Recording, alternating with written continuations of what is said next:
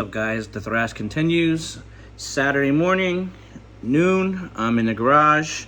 Wife and the kids are out on a mission, and we are still thrashing on Final Boss and Frankenstein. Last we left off, we got the engine in with the solid motor mounts. I also got the heads disassembled for the springs. So here are my PSI 1515 springs. Hopefully you guys are seeing that. And then I have the new heads, well, the Apache heads, which are really nice. These still have to be disassembled. As you can see, they've got the factory springs on it, and you can tell by the blue right there and the paint marks on the top. So these are the factory springs, which I don't use because I'm cammed. But before we get to that, we're going to go ahead and put the flywheel on and start doing stuff with getting the ram clutch in. Let me see. I haven't even grabbed it yet. It's kind of important too. Might want to grab that out of here. I don't even know where I put the ram clutch at. Was over there. Gotta find the ram clutch, but I'll find it. It's here somewhere. We'll get the ram clutch started and hopefully get the trans in. Obviously I got to do the springs on the heads as well. So we've got quite a bit of work to do. But to begin with, I wanted to show you guys, I made this little homemade tool. I don't know where I got this bracket from, but all I did was just kind of curve it over, and this bolts to the engine and to the flywheel to keep it in place so that when I'm torquing, everything stays the way we need it. So it's a cool little tech tip for you guys. You may end up needing to do something like that. So more to come. Peace.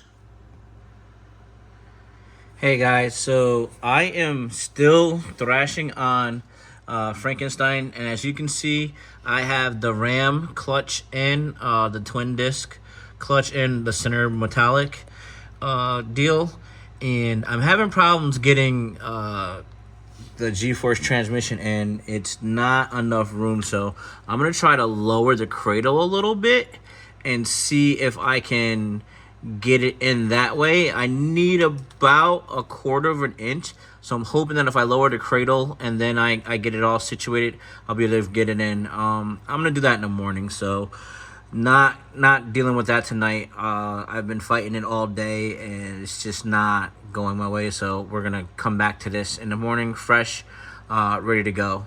And with that being said, let me get up. I am very tired. We're over here working on the heads now. It's kind of late, so we haven't finished anything. So I got this one head, this one bolt done, and you can look and see that most of these are the PSI 1515 springs. I learned something new today, and I've done these a bunch of times, and it looks like I've done it incorrectly a bunch of times. So I read the instructions that come with the 1515 locators, and what it says is for the intake side, you take one of the thick 6070s and one of the thin 3070 shims under the stock locator. For every time that I've done this, and I just wanted to share this with you guys because this might be the cause of all of my woes from before. Every time I've done this, I've just removed the stock locator and never reinstalled it. So this time around, because I read the instructions and I read it a little bit more carefully, I reinstalled it. I'm hoping that I won't have any piston to valve interference, and that'll save my head. So read the instruction, guys, when you're doing this. Like, I've built these motors a bunch of times and I've never even paid attention to that one little deal. So that's on me. But that being said, we're gonna get after it, and I'll show you guys the finished product. You guys have seen me do this before, but I'm just going to show you real quick what I'm talking about. Why the stock locator. That's pretty good. So we'll go over here, grab our magnet.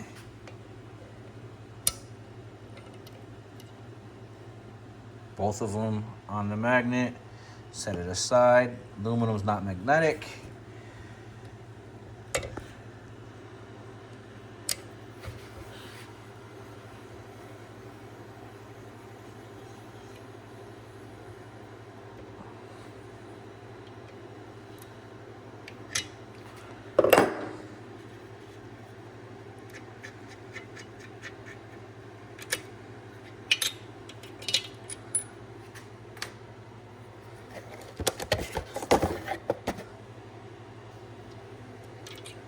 Here's the locator. 60-70, 30-70. Put them on. And this is the intake side. Put the stock locator back on. Put the spring on.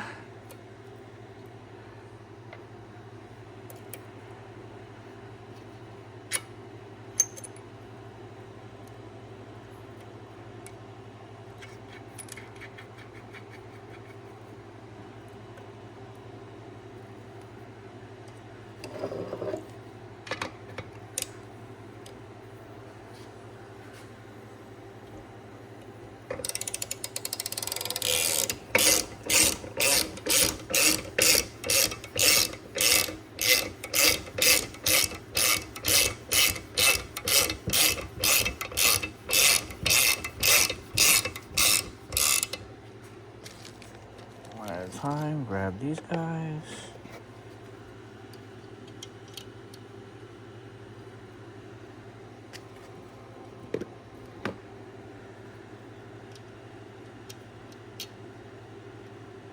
You guys have seen me do this plenty of times before, so I'm not going to show you guys all of them. I'm just going to show you what I was doing wrong from the past, and hopefully we are fixing that this go round.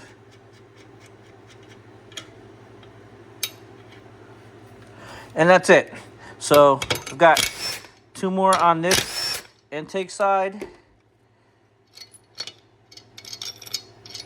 2 more on this intake side, the exhaust side, and then I got that head over there, and we'll be done. Obviously, you guys see that my toolboxes are.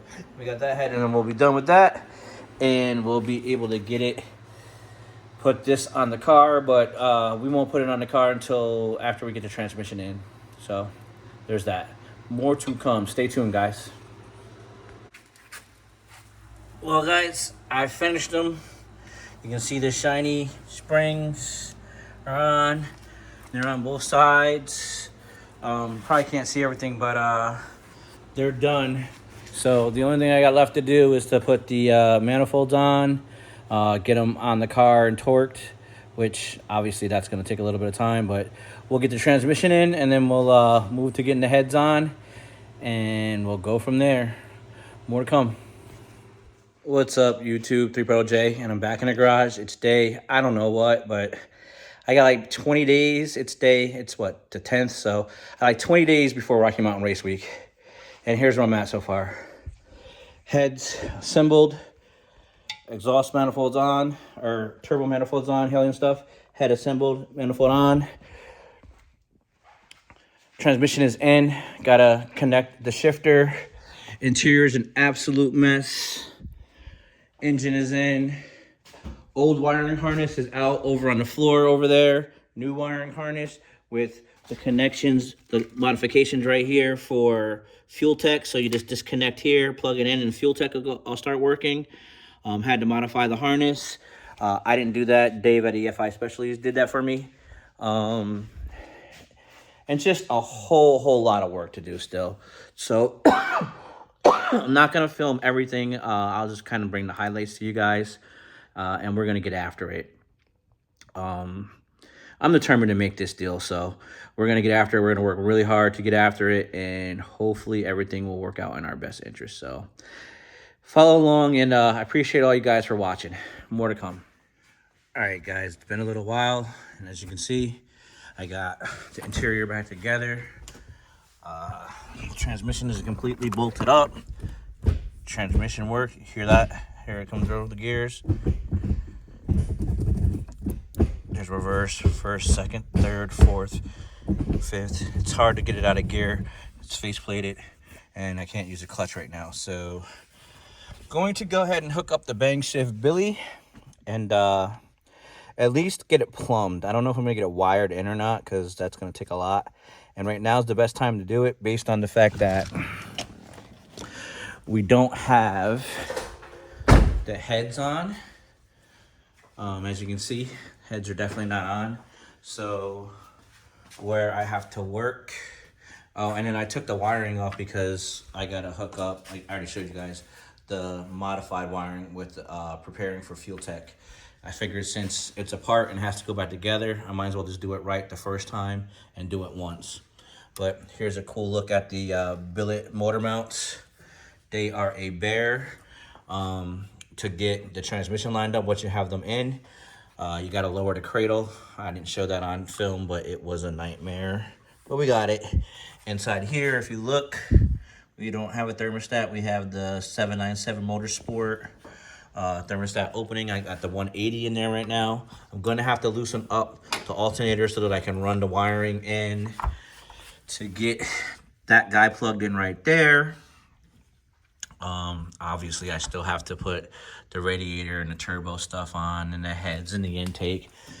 But before I get to all of that good stuff, I think, well, I know I want to go ahead and just deal with getting the Bangshift Billy at least plumbed. If I don't wire it in, that's fine, but the plumbing part is the hard part and it's the messiest part. So I'm gonna do that now and I'll show you guys. Well, let's go over here and look at it. I gotta make sure before I wire it in, I gotta make sure that I have dash 4 fittings. So here's the Billy. Oh, and then I showed you guys earlier that I did the heads, but yeah. So we're gonna take those off. Give me a sec, I'll come back and I'll show you what's going on. Well, actually, no. So here's the part right here of the Billy. That's the functioning part of it. This is the part that plumbs in. And what I need to do is take these guys here and plumb one into the adjustable release bearing, the tilt and release bearing, and the other one goes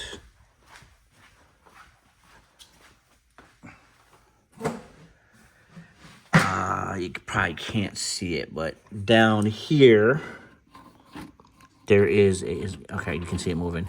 Down there is the hose, part of the hose that connects to the clutch pedal and the reservoir and all of that good stuff.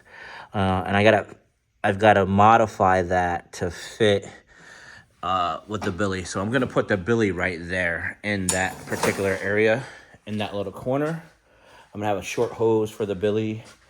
And what I'm gonna do is I'm gonna go ahead and make like a dash 4 fitting, put it in here, put this on, put it on the Billy and put this part on the dash 4 fitting, and then we can just slide it in and use the clips to connect it. And that'll be that part, the feed part, and then the non-feed part, the part, where is it at? Where did I put the Billy at? The outlet part, here it is, right here. Wow, I'm getting old, guys. So then the outlet part will go to the clutch reservoir. So I'm gonna try to build the hoses for that first and get everything situated with that part.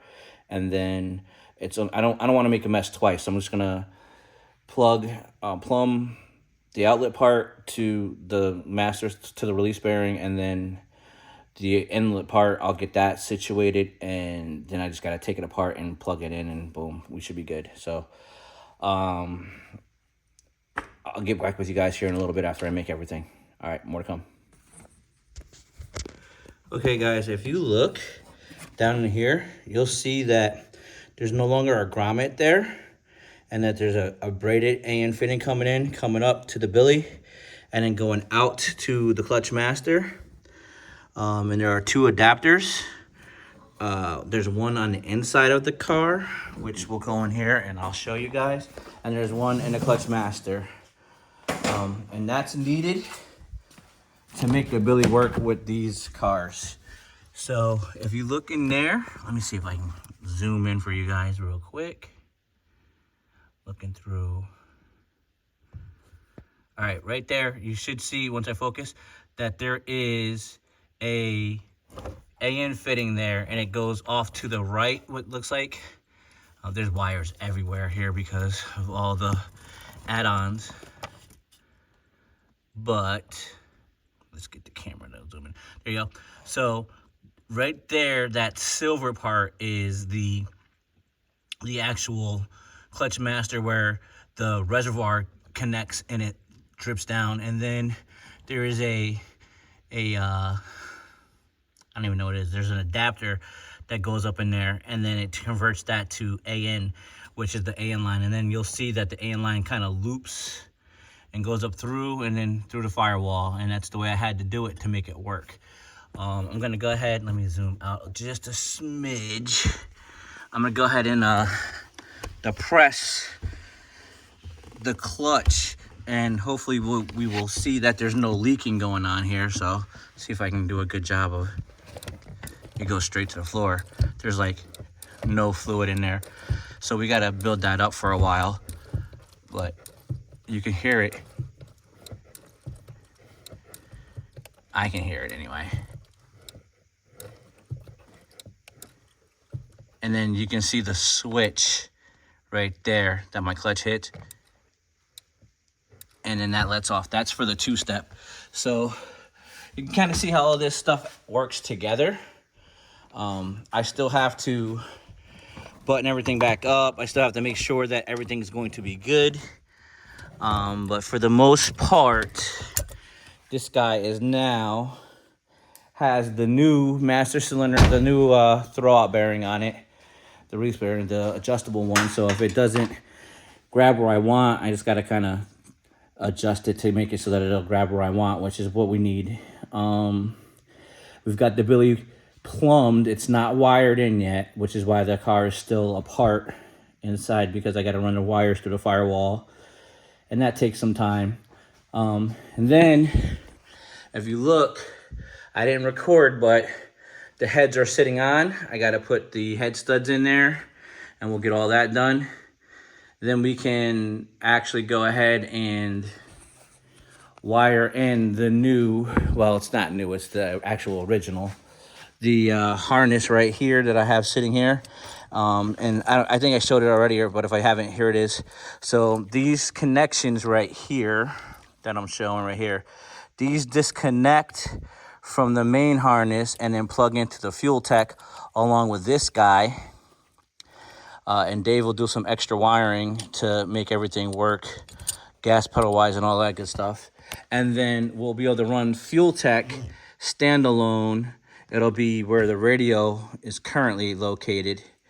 And then I've got some other modifications for the Y bands to go there.